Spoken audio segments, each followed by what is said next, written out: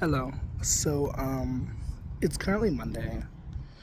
It's October 27th, I believe. I don't know. The days kind of blur together, but it's the end of October, basically. And I don't know. I was thinking about some things, and I thought I could get it out in a video. So here we are.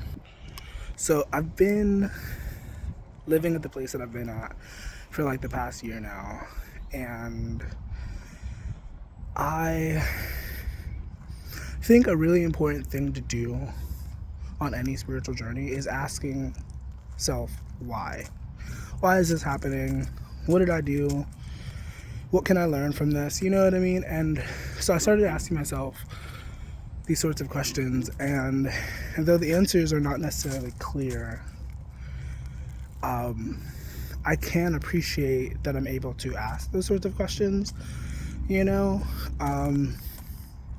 Because it's so easy, I think, when we're dealing with external situations, external people, and all that jazz, to kind of just blame the situation for what it is and just say, like, oh, well, this is just happening to me. There's no lesson, there's no greater understanding. It just is what it is. It's just stupid people being stupid, or it's just technology being technology, or whatever, but I just don't see it that way.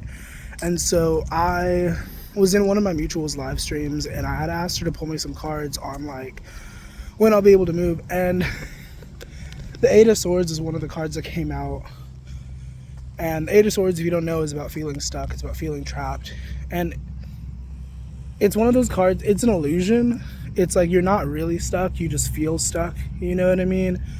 And I definitely feel that very heavy. Like, I know that I'm not stuck, but it definitely feels that way.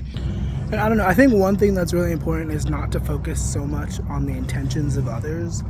Because once again, it's so easy to get caught up in like, oh, well, this person is doing this to me, this person is behaving this way, etc., etc. But it's like,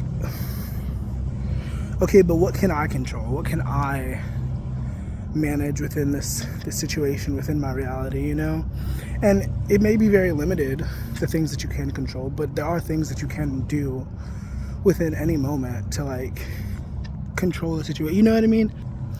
I think a lot of us are programmed or conditioned to believe that like, we just gotta take what's given to us and like that's just it. And I don't believe that that's true,